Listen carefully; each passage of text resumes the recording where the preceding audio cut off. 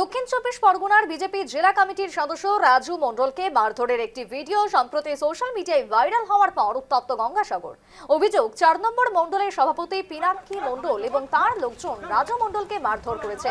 রাজুর দাবি, বিজেপি ক্ষমতায় আসার পর থেকেই পিনাক্ষী এলাকায় তোলাবাজি চালাচ্ছিল এবং তার প্রতিবাদ করায় তাকে নিগ্রহের শিকার হতে হয়। ঘটনাকে নিয়ে এবার কড়া হুঁশিয়ারি দিলেন বিধায়ক সুমন্ত মণ্ডল।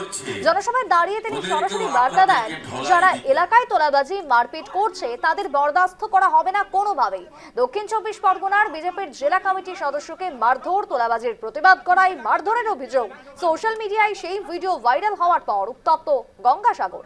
তোলাবাজি মারপিট বরদাস্ত করা হবে না কোনোভাবেই, হুঁশিয়ারি বিধায়ক সুমন্ত মণ্ডলের।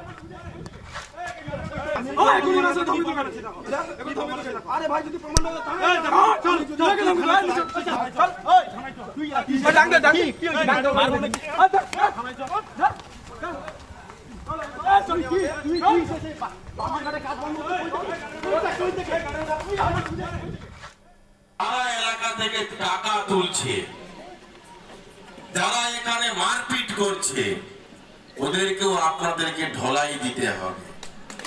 মায়েরা একসঙ্গে জোট বাঁধবেন, বলে দেব, যে বেশি দাদাগিরি করবে ওই মহিলা বাহিনী, মহিলা মোর্চাকে আমি দায়িত্ব দেব। একেবারে পাই টু পাই নাম বলবো, যাবেন ঢলাই দিয়ে ঘরে ঢুকিয়ে দেবেন। গঙ্গাসাগরে অস্থির পরিবেশ করা যাবে না, এটা ইন্টারন্যাশনাল সেন্টিমেন্ট।